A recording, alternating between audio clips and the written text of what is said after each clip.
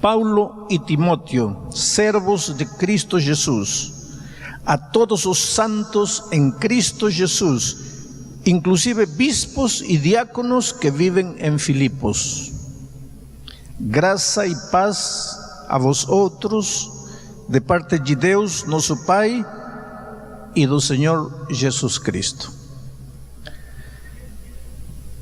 Antes de continuar, quero lhes dizer uma coisa. Outro dia eu estava viajando com um jornalista famoso deste país, muito conhecido na televisão.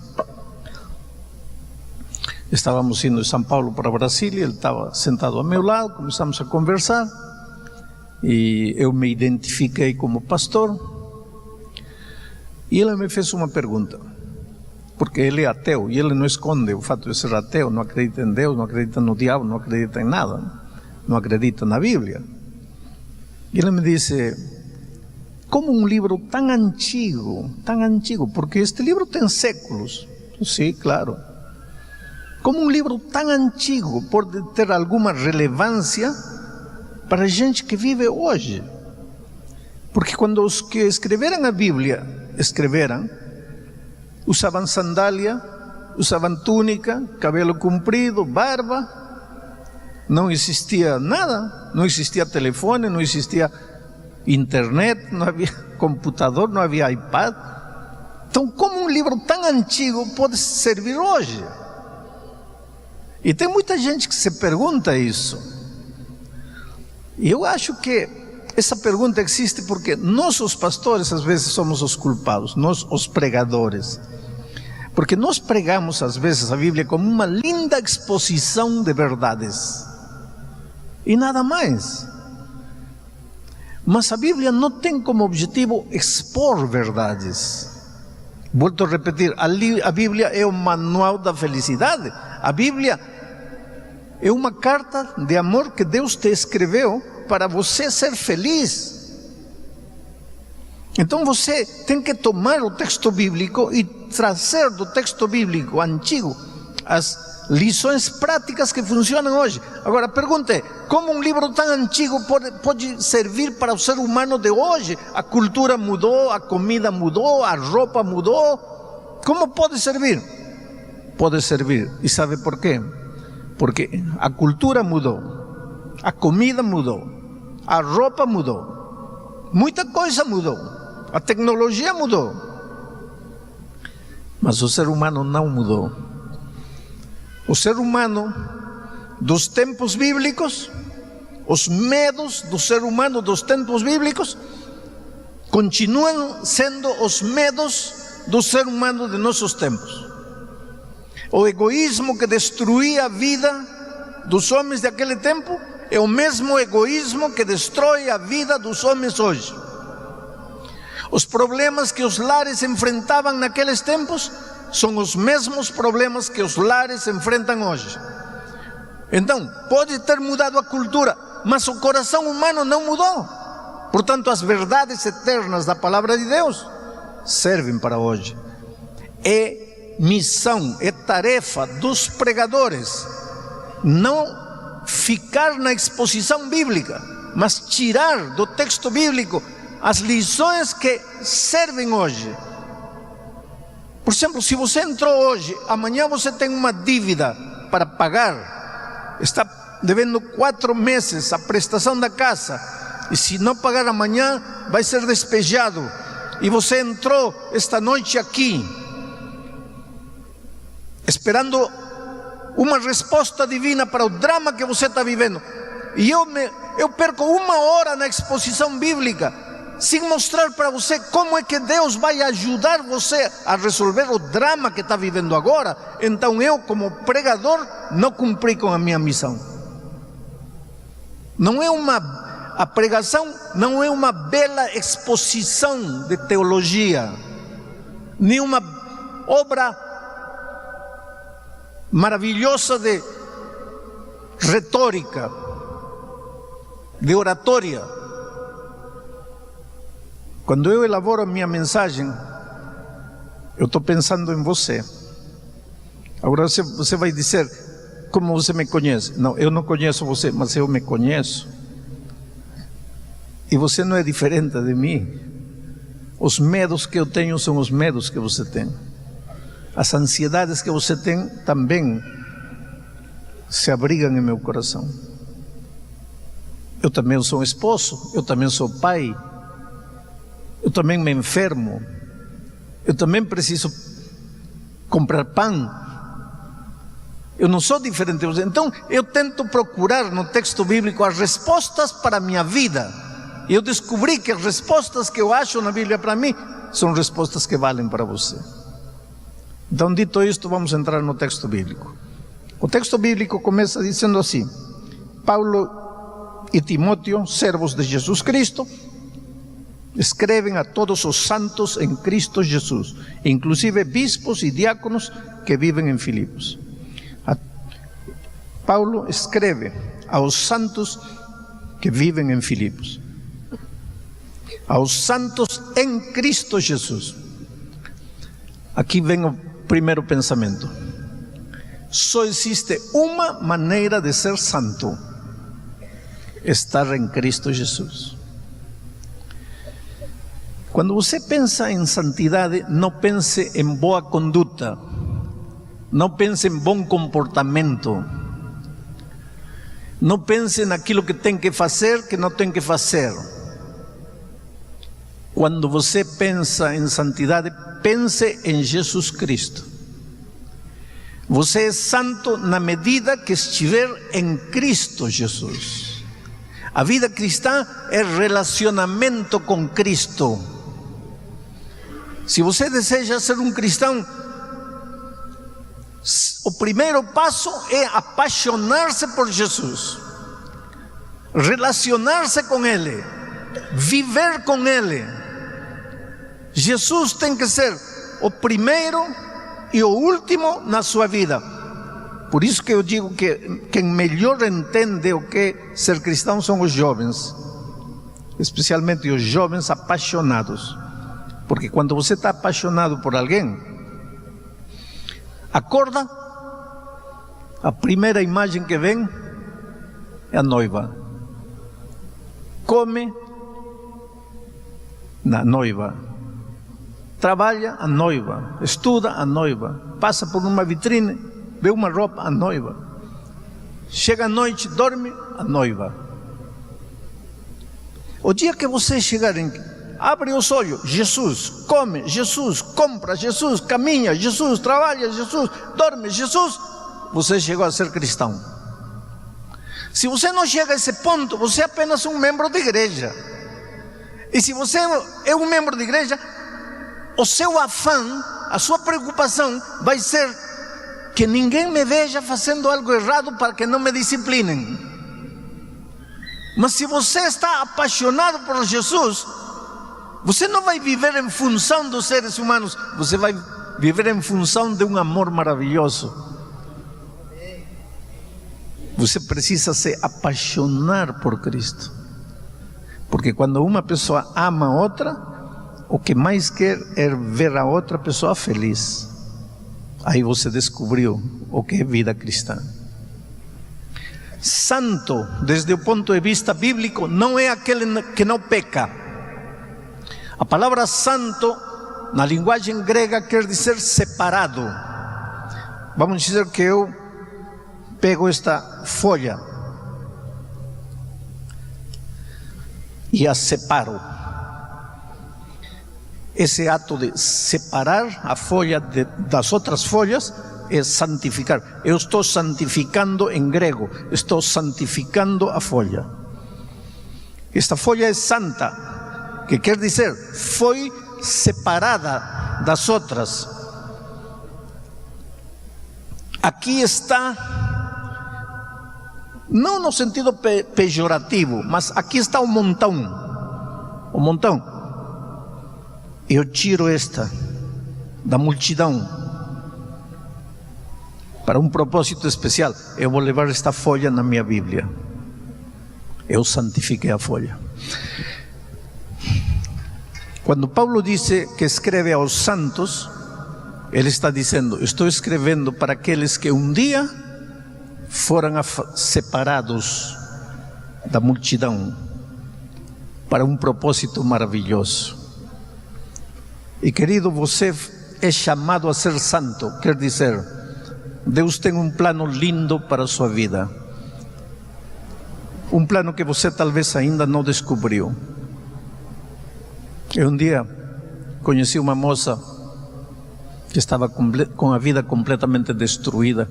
Estava pregando em Porto Alegre uma noite fria, assim como esta. Estava no camerino e alguém me apresentou a uma arquitecta que tinha se convertido. Estava apaixonada por Cristo. Tinha se batizado há pouco tempo. E ela me disse: pastor, poderia me ouvir 2 minutos? E ela contou uma história interessante. Disse: pastor, o senhor me vê aqui, arquitecta, e não tem a mínima ideia do que eu fui. Mas eu um dia estava destruindo minha vida na miséria, na promiscuidade, no pecado.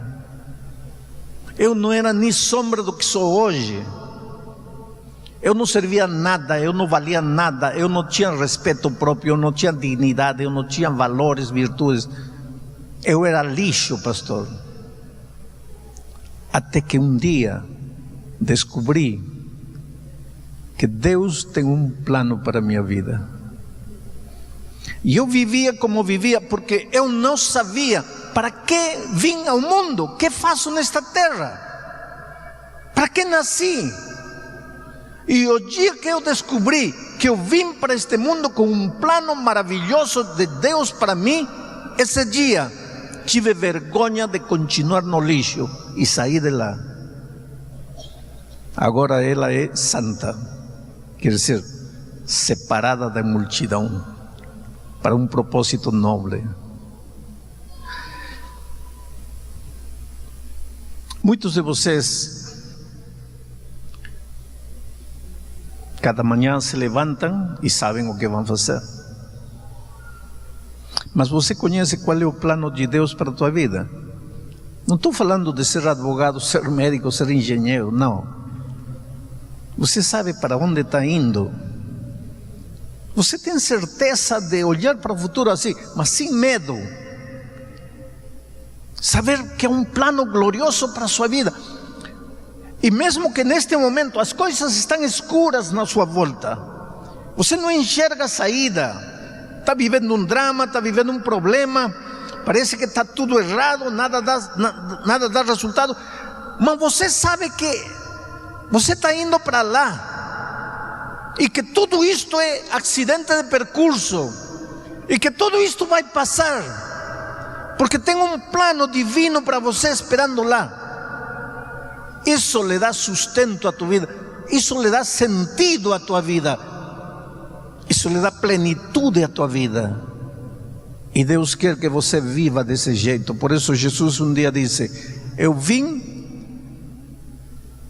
para trazer vida, e vida abundante, vida exuberante, vida plena, vida com sentido. Mas para isso você tem que ter certeza de que você é santo, você é escolhido, você é separado da multidão, você é especial, seu corpo é especial, sua vida é especial. Você não tem o direito de malgastar a coisa bela que você é na miséria deste mundo. Você é precioso para Deus. E é essa certeza interior que vai te impulsionar a abrir as asas e voar para os horizontes sem fim que Deus tem preparado para você. Mas a parte central da minha mensagem vem no versículo 2, quando Paulo diz assim: graça e paz a vosotros de parte de Deus, nosso Pai, e do Senhor Jesus Cristo. Graça e paz. Paulo em Romanos 5:1 diz assim: justificados, pois, para com Deus temos paz. Justificados, pois, temos paz. Agora Paulo escreve aos Filipenses e diz: o primeiro que desejo para vocês é paz. Por quê? Quando você se torna cristão, quando você entrega o coração a Jesus, o primeiro que Jesus te dá, a primeira coisa que Jesus te dá é paz.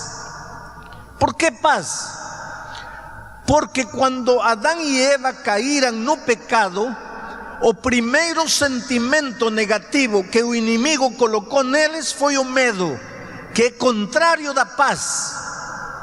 É como se o inimigo, ao colocar medo no coração deles, tivesse dito assim: pronto, se eu colocar medo no coração deles, já não preciso me dar o trabalho de fazer nada, porque o medo sozinho vai destruir eles.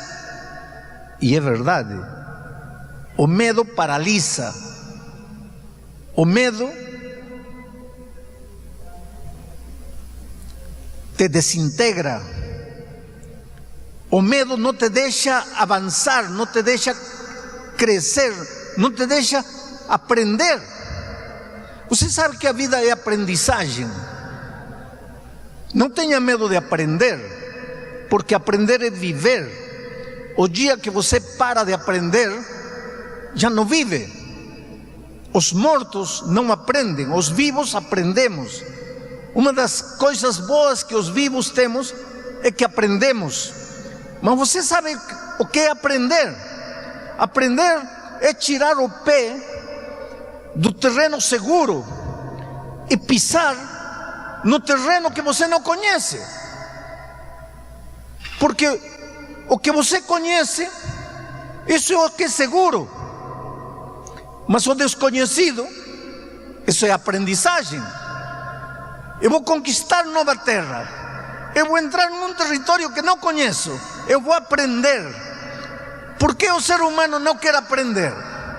Por que tem medo de aprender? Porque aprender é doloroso, porque aprender é arriscado, porque aprender é mergulhar em águas profundas e desconhecidas. Porém, aprender é viver. E se você não aprende, não vive. Ou vive limitadamente, não vive a vida exuberante. Não tenha medo de aprender. Mas o medo não te deixa aprender.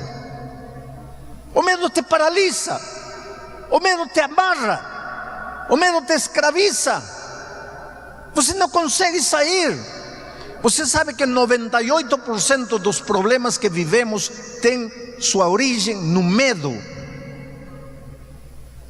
Você não arruma emprego não porque tem crises, mas porque você tem medo. Você vai me dizer: pastor, não, o que é isso? Eu não tenho medo, o problema é a crise, não tenho emprego. Não, querido, o problema é o medo. E vou te provar. Amanhã você vai fazer uma entrevista de emprego. A primeira coisa que vai fazer quando chega para a entrevista é dar a mão, cumprimentar. Entrega essa mão suada, molhada. Já perdeu o emprego. Pastor, mas que culpa tenho eu? Não. E por que sua tua mão?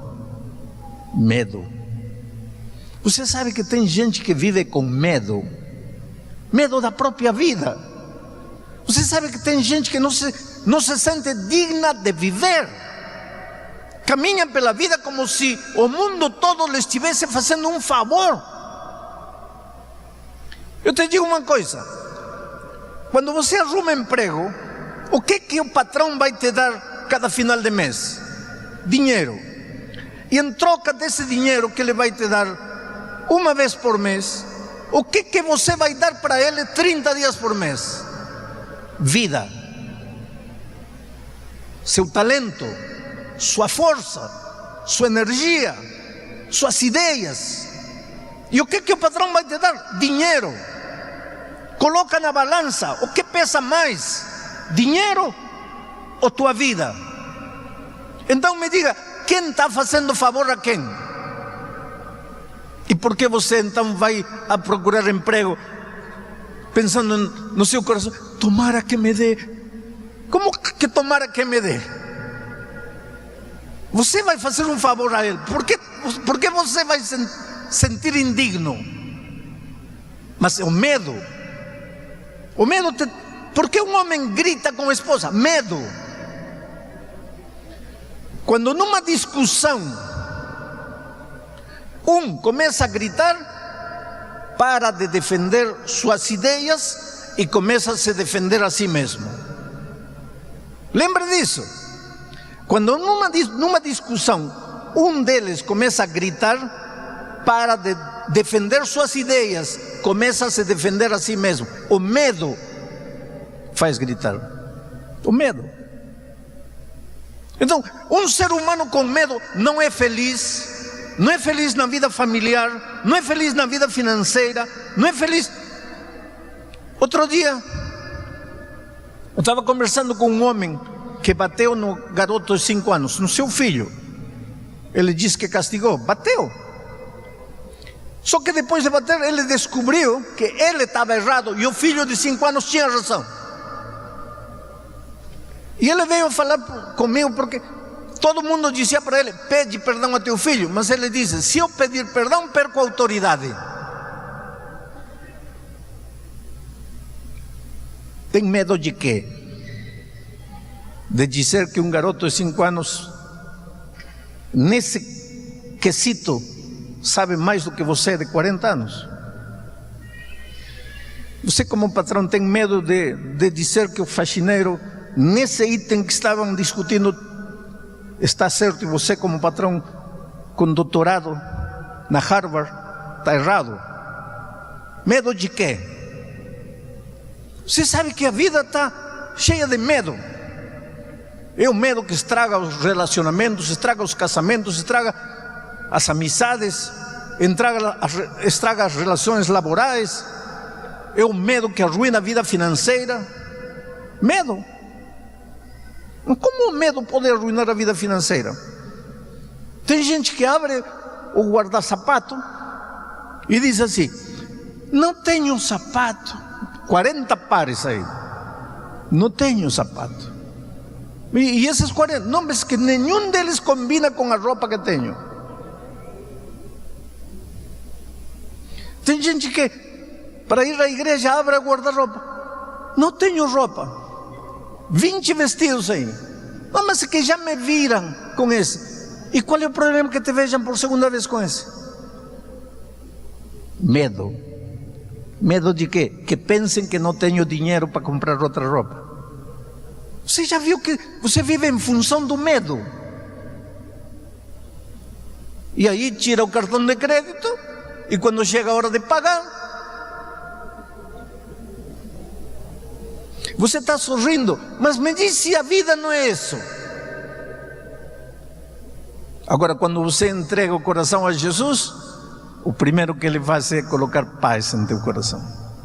Expulsa o medo e coloca paz. Agora, com paz no coração, você vai. Qual é o problema se já me viram com esta roupa? Qual é o problema? Já não tenho medo. Por que tenho que gritar? Já não tenho medo.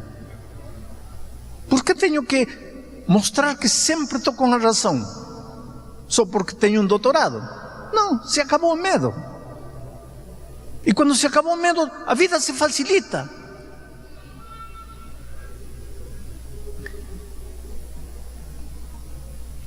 Para entender o que estou falando, assiste um jogo de futebol. Sobe na arquibancada e fica olhando os jogadores no campo. Aí pega o jogador a bola dentro das 18 yardas. Você que está lá, vê que tem um sozinho aqui e tem outro mais sozinho lá. Mas o coitado que está com a bola, onde as batatas queimam, ele só vê perna por todo lado. E você que está lá, cabeça fria, grita: olha o ponta, olha o ponta. Ele não vê, porque ele está com medo. Você vê, porque você está sem medo. Eu não vou minimizar os dramas que você enfrenta na vida. Cada um tem seu drama. Eu seria tolo dizer que teu problema não é problema, porque é problema. E o problema teu talvez pode não ser meu, e o meu pode não ser teu. Um dia chegou no meu escritório, quando eu ainda trabalhava na divisão, uma garotinha de 15 anos. Pastor, tem um problema que não tem solução. Quer dizer, a única solução é a morte, mas eu sou tão medrosa que eu não consigo nem me matar. Uma menina de 15 anos.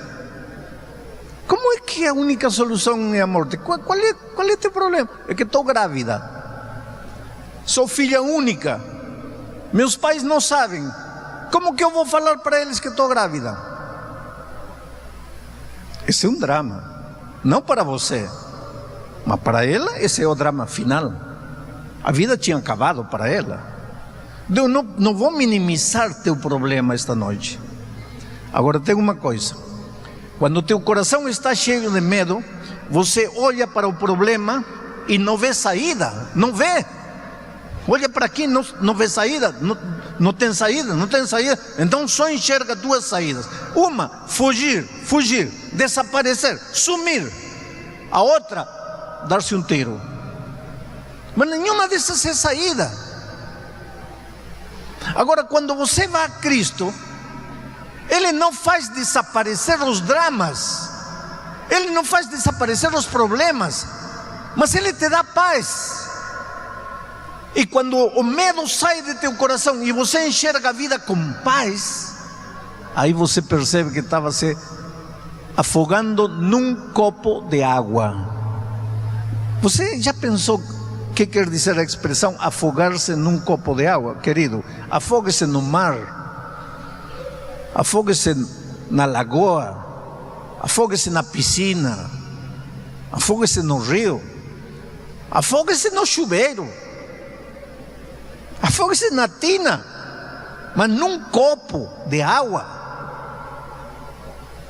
Mas é que quando teu coração está com medo, você não enxerga a saída. Agora eu te digo em nome de Deus, seja qual seja o drama que você está vivendo, tem solução. Mas pastor, me diga, não, eu não vou te dizer o problema. Vê a Jesus, entrega teu coração a Jesus, renda-se a Jesus. Ele vai expulsar o medo de teu coração, vai colocar paz, e com paz você vai ver os mesmos problemas de outra perspectiva, e você vai perceber que estava se afogando num copo de água. Por isso Paulo, ao escrever aos Filipenses, lhes disse: o primeiro que lhes desejo é paz e graça. Por que graça? Porque a paz é o resultado da graça. E a graça, o autor da graça é Jesus. E graça é perdão, graça é justificação, graça é vida nova, perdão. Um coração culpado não pode ser feliz. Todos nós carregamos no fundo do coração o instinto de culpabilidade, de culpa. Os psicólogos chamam culpa existencial, culpa de ser, culpa de estar vivo. Você não fez nada, mas tem culpa, se sente culpado. Quero fazer uma experiência, olha para qualquer um e olha assim sério e fala: olha, quero falar um minuto contigo depois de terminar a reunião. E depois observa ele, já não tem mais paz. Você vai ver ele todo nervoso. Ele não fez nada, mas ele começa a pensar: o que terei feito? Por que quer falar comigo? Mas não fez nada. E por que se sente culpado? Os psicólogos chamam a isso culpa existencial. E um coração sem paz, um coração com culpa, um coração com medo, um coração que não foi banhado na graça, não tem jeito de ser feliz. Você pode enfrentar o drama que queira, pode alcançar na vida dinheiro, poder, fama, aplausos, glória, o que você quiser, mas se não tiver paz em seu coração, nunca vai ser um vitorioso, sempre vai ser derrotado e vai esconder suas derrotas por trás da roupagem do autoritarismo, da prepotência, do orgulho.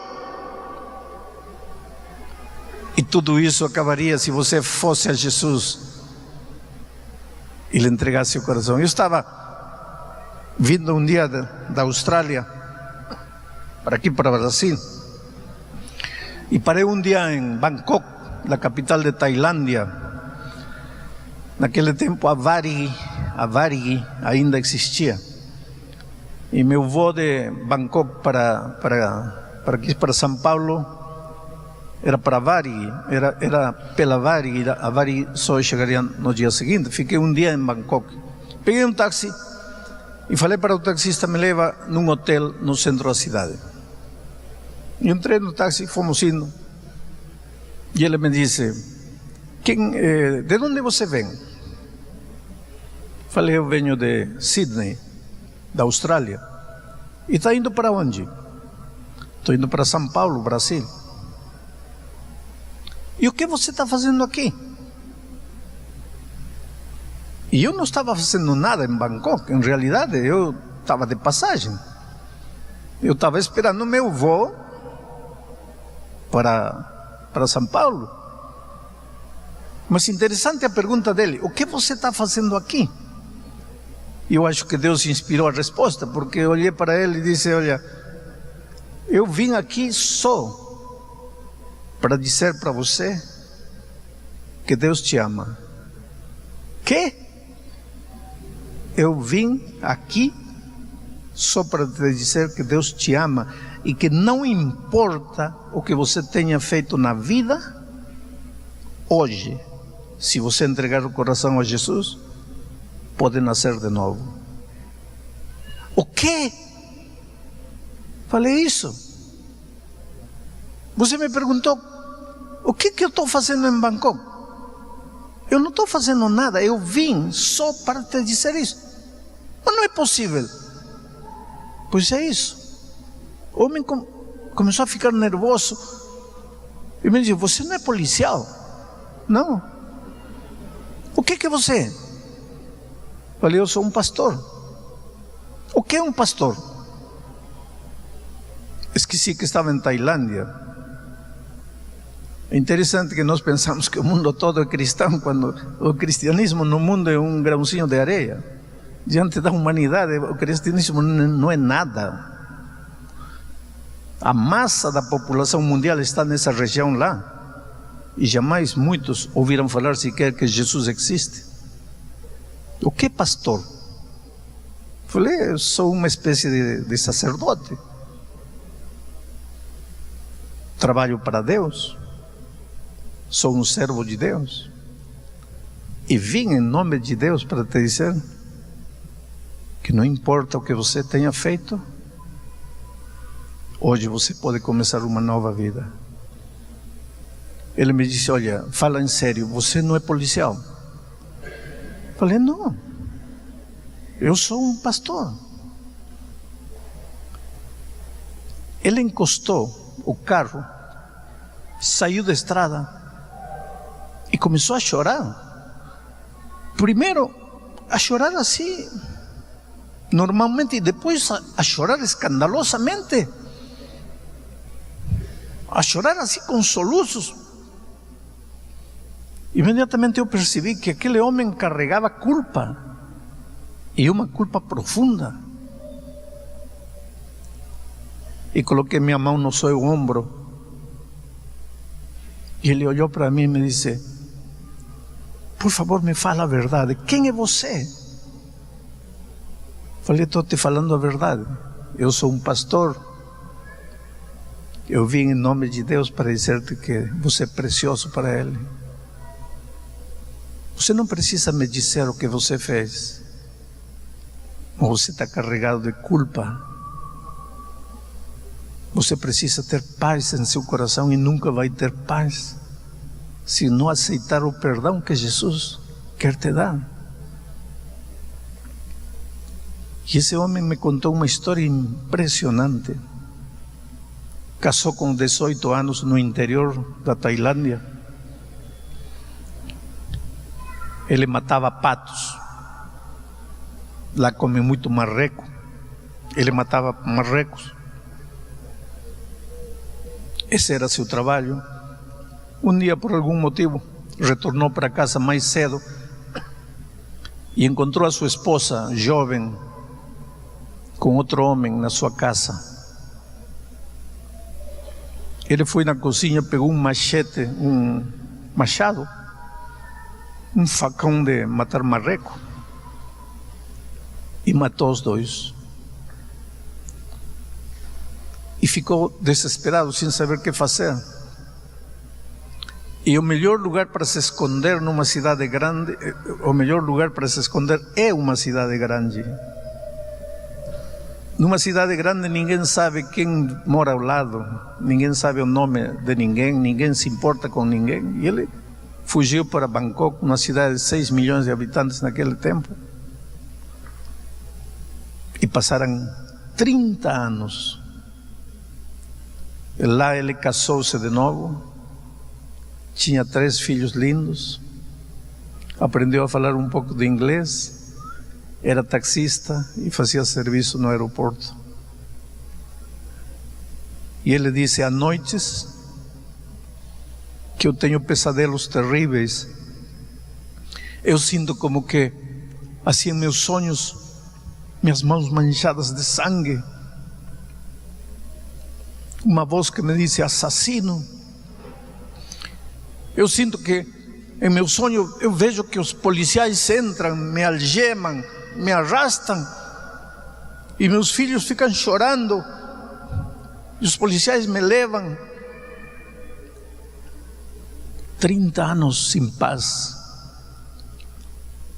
e de repente você aparece e me diz que vem em nome de Deus para dizer que toda a minha vida passada está perdoada, que não importa o que eu fiz.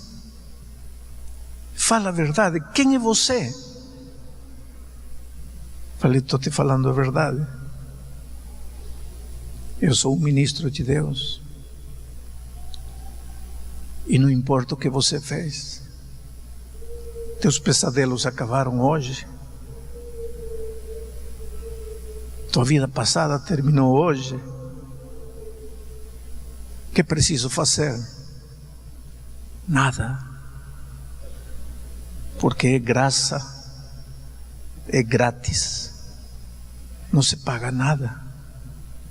É só abrir o coração e dizer: Senhor, preciso de Ti, me perdoe. Ele me deixou no hotel, me disse: a que hora vai no aeroporto amanhã? Às 4 da tarde, eu vou te pegar. Às 4 da tarde ele esteve aí, me levou para o hotel. Era um homem diferente, era um homem que sorria, era um homem que refletia paz em seus olhos. E quando me deixou no aeroporto, eu sabia que talvez eu nunca mais veria ele nesta vida. Mas eu deixei um homem que tinha recebido em seu coração graça e paz. E é isso que Paulo disse aos Filipenses. Antes de escrever a carta, disse: quero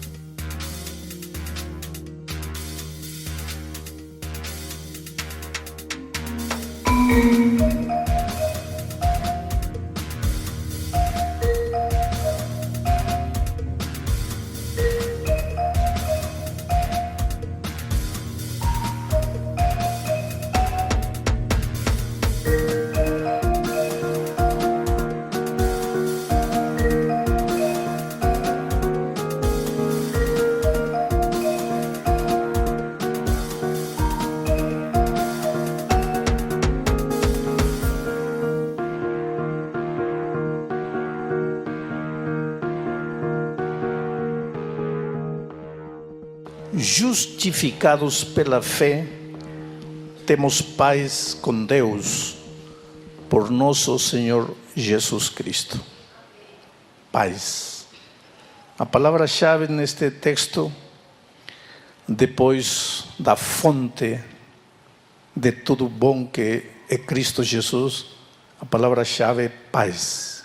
Paz. O que Paulo está dizendo aqui é o seguinte: quando você vai a Jesus, quando você se entrega a Jesus,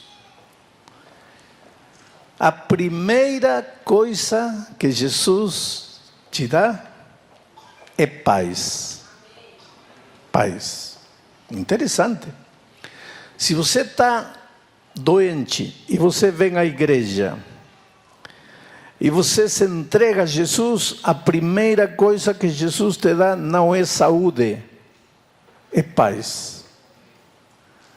Se você está endividado até o pescoço, não sabe como saldar suas dívidas, e você vem à igreja e se entrega a Jesus, a primeira coisa que Jesus te dá não é 20 mil reais caindo dos céus, é paz.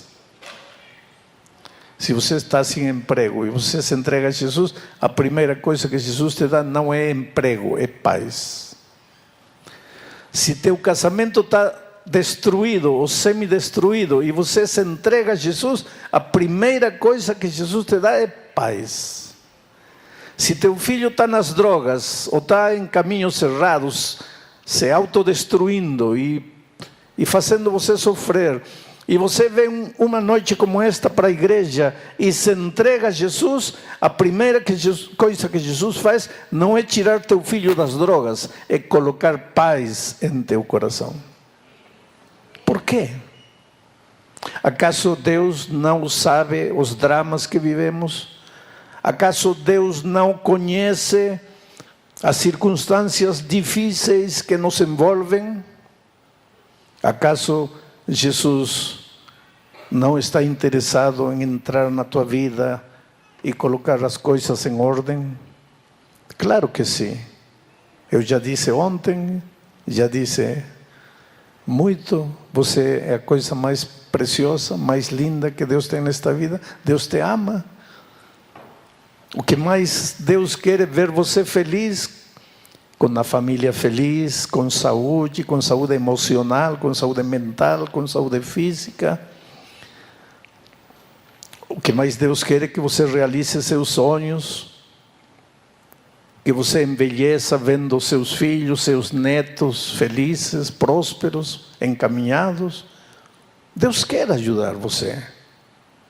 Então por que não tira teu filho das drogas? Então por que não arruma os problemas familiares? Então por que não te ajuda a sair das dívidas? Então por que não te dá um bom emprego? Ah, não, querido, não estou dizendo que Deus não pode entrar nessas áreas. O que estou dizendo é que o primeiro que Deus te dá é a paz. E por que paz? Por um simples motivo. Quando o ser humano se distanciou de Deus, separou-se de Deus, a primeira coisa que o inimigo colocou em seu coração foi o medo. Medo, contrário da paz. Você sabe que antes de Adão e Eva caírem no pecado, não existia medo. Não existia medo. O médico apareceu, o medo surgiu, apareceu no momento em que eles se afastaram de Deus e caíram no pecado.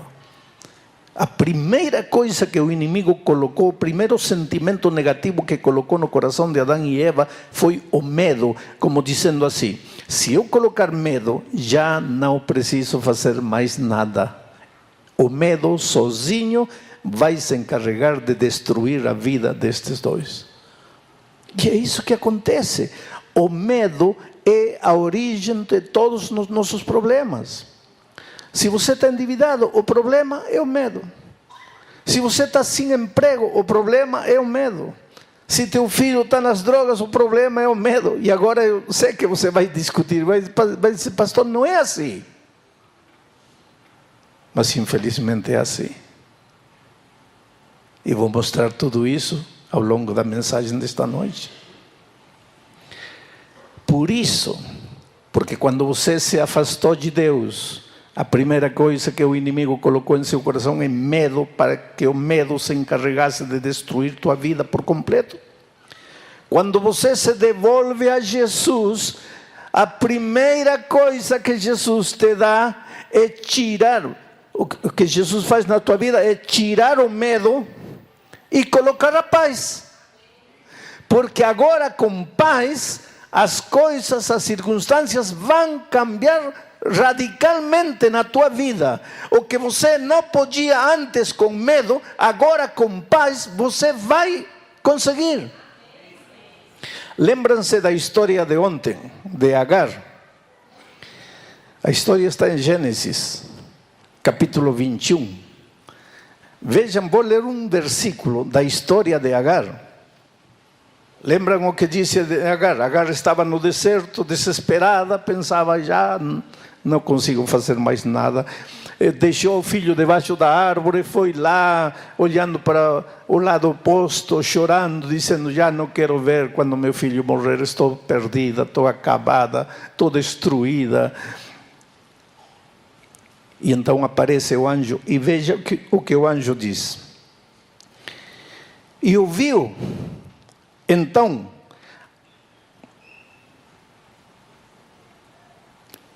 o versículo 17. E ouviu Deus a voz do menino, e bradou o anjo de Deus a Agar desde os céus, e disse-lhe: que tens, Agar? Não temas, não tenhas medo, não temas, porque Deus ouviu a voz do rapaz desde onde ele está. Não tenhas medo. A primeira coisa que o anjo disse para Agar, quando estava ela aqui, no chão, destruída, acabada, perdida, não tem saída, agora só a morte, não quero ver que meu filho morra. E imagina que teu filho pode estar morrendo de sede, ou morrendo nas drogas, ou morrendo na promiscuidade, destruído, e chega um momento em que você diz, não tem mais que fazer por ele, acabou tudo para mim. E nesse momento o anjo de Deus aparece e diz, não tenhas medo. Teu problema não é que teu filho está nas drogas, teu problema é que teu coração está cheio de medo. Teu problema não é que não tem emprego, não é a crise, teu problema é que teu coração está cheio de medo. Não tenha medo. E então a mão poderosa de Deus arrancou o medo do coração de Agar e colocou a paz. E agora, quando Agar se levantou com paz, seus olhos se abriram e ela viu que o poço estava aí. A saída estava aí. A solução estava aí. Só que ela, com medo, não enxergava a saída. Isso é o terrível, o cruel que o medo tem. Te cega. Te faz afogar num copo de água. Te leva para o desespero. A saída para o drama que você está vivendo está aí, mas você não enxerga, e não vai enxergá-lo não vai enxergar a saída enquanto o medo dominar teu coração. Por isso, quando você vai a Jesus, a primeira coisa que ele faz é arranca o medo de teu coração e coloca paz.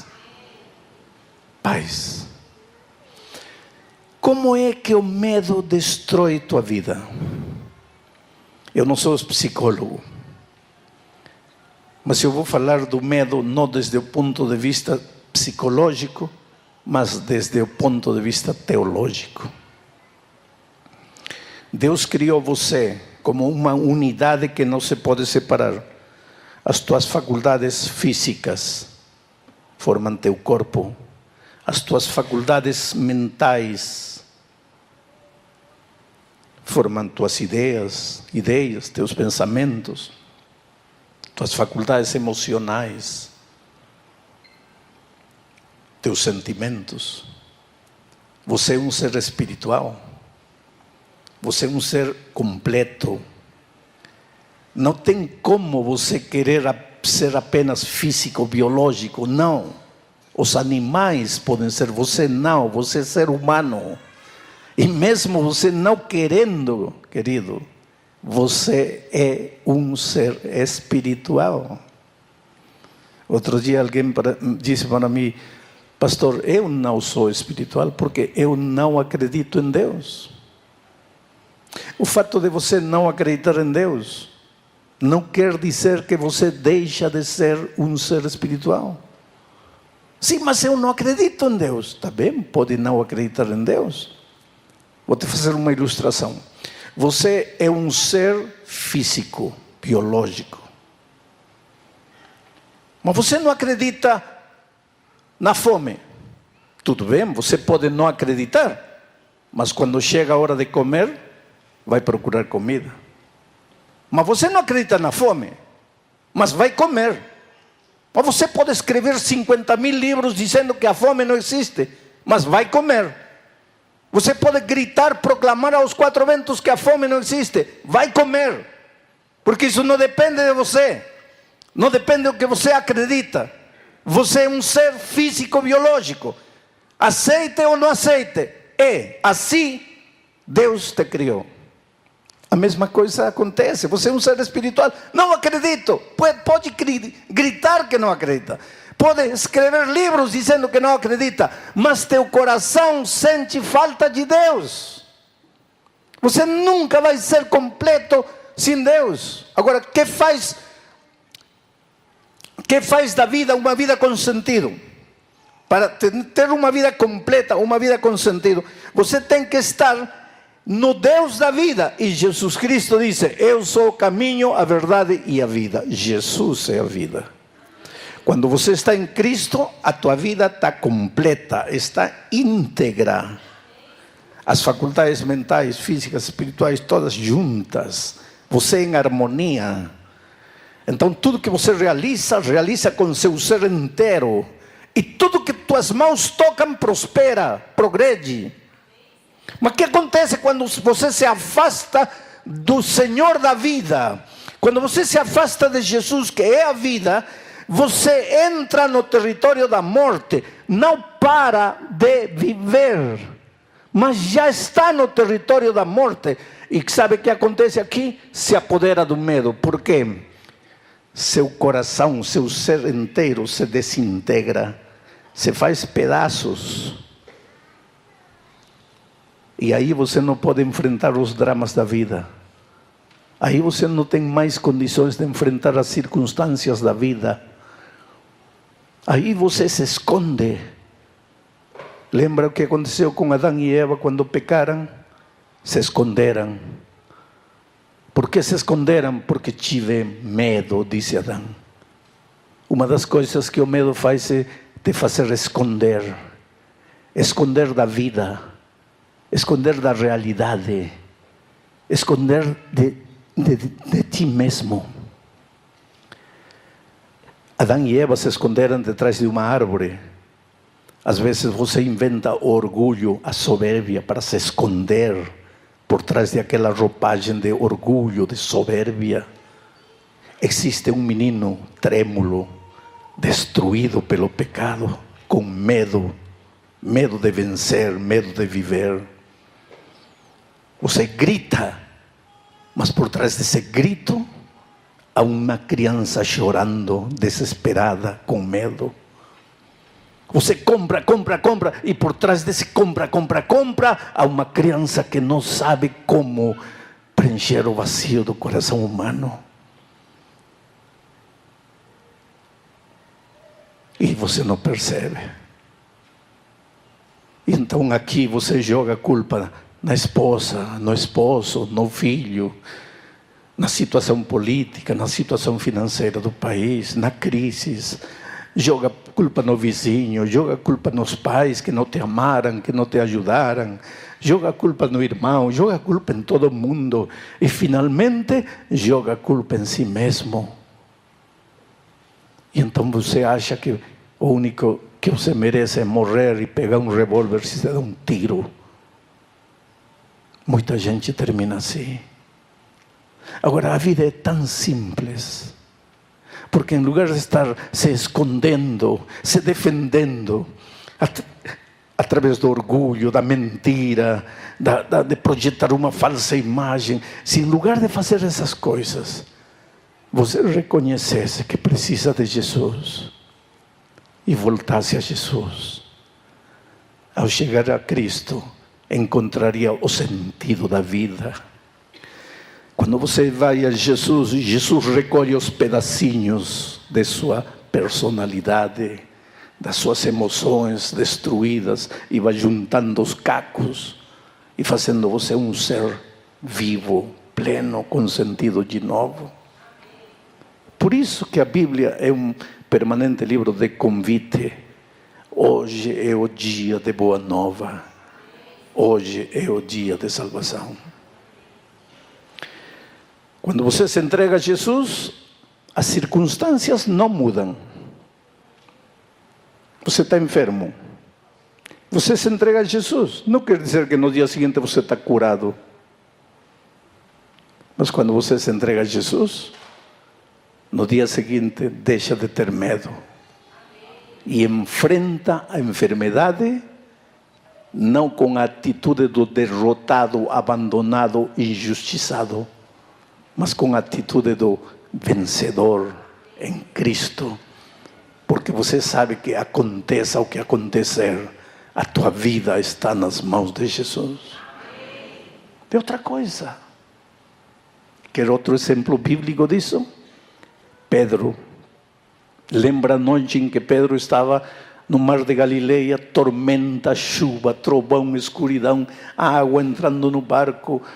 E Pedro pensava: estou acabado, estou perdido, vou morrer, vou me afundar. E naquele momento aparece Jesus. E sabe, a primeira coisa que Jesus disse: sou eu, não tenhais medo.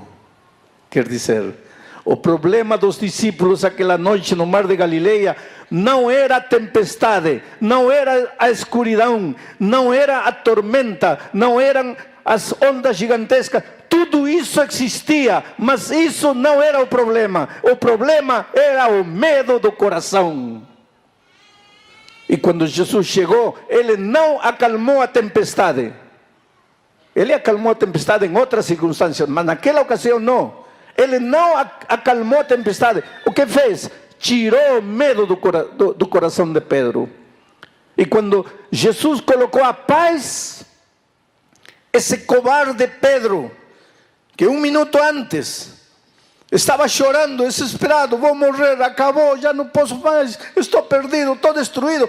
Quando o medo saiu do coração e entrou a paz, ele se levantou como um gigante e disse: Senhor, faz que eu caminhe por cima da água. E Jesus lhe disse: agora você pode, Pedro, agora você já não tem medo, agora teu coração está cheio de paz. E aquele Pedro começa a pisar em cima da água. Havia tormenta? Sim. Mas que importa a tormenta, se agora teu coração está cheio de paz? Havia escuridão? Claro que sim.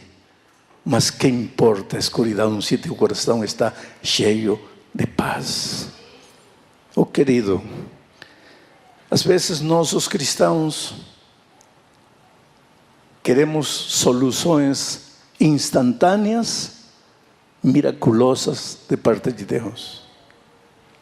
Mas Deus quer solucionar teus dramas, primeiro curando teu medo, enchendo teu coração de paz. E agora, o melhor instrumento para resolver teus problemas vai ser você mesmo, mas você cheio de paz.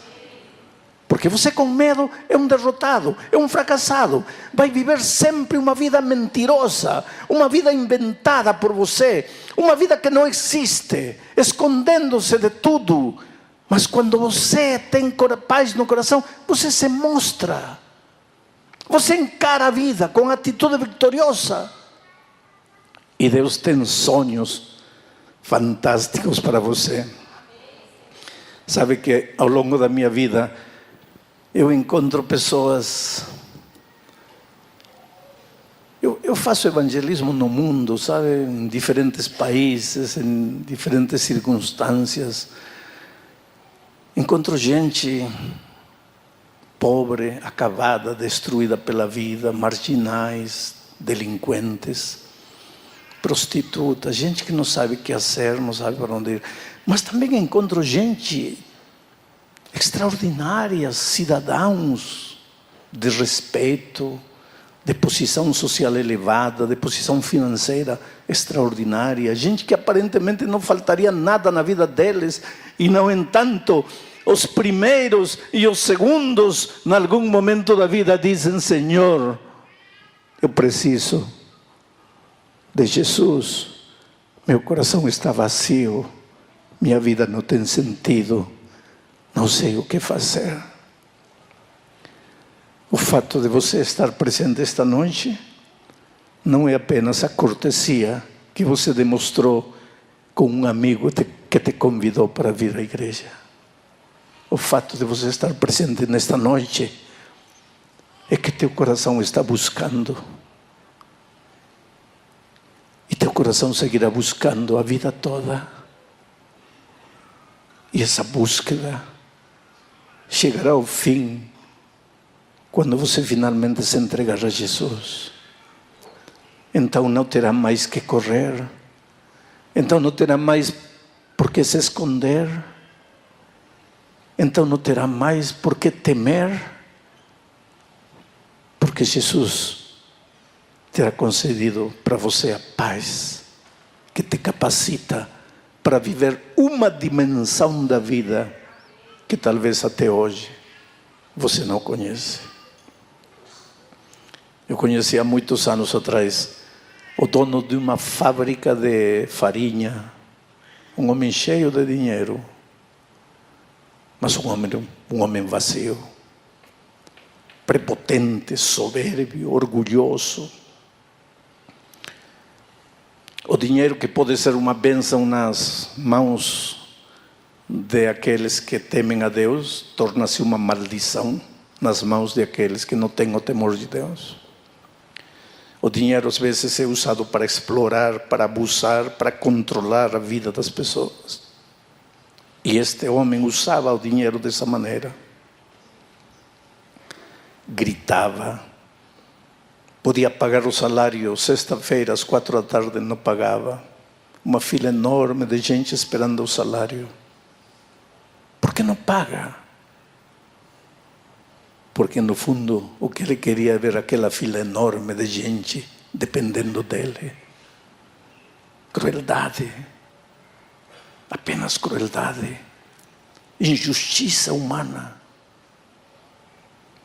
Foi enlouquecendo, até que um dia tiveram que levar ele para o hospício, louco.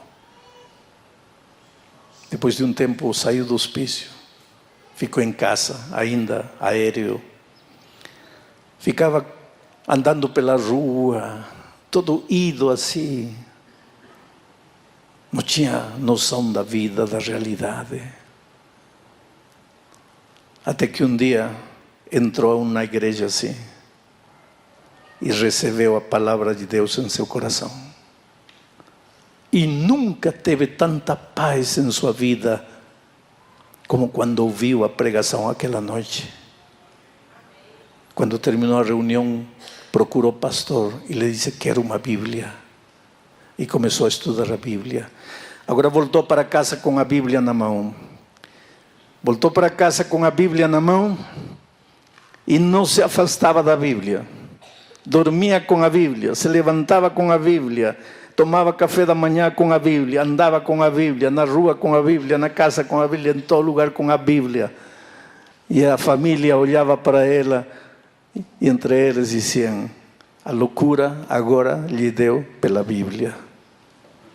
O que ninguém sabia é que o Espírito de Deus estava trabalhando nesse coração. Estava trabalhando nesse coração, e de repente seus olhos começaram a se abrir. O medo fugiu, chegou a paz. E agora, com paz, seus olhos se abriram para a vida e percebeu que estive fazendo toda a minha vida, maltratando as pessoas, abusando do dinheiro que tenho, do poder que a vida me deu. Sua vida se transformou por completo. E um dia entrou ao tanque do batismo para ser batizado. E o testemunho da sua vida impressionou tanto a família, que a família toda veio para a igreja e entrou no tanque do batismo.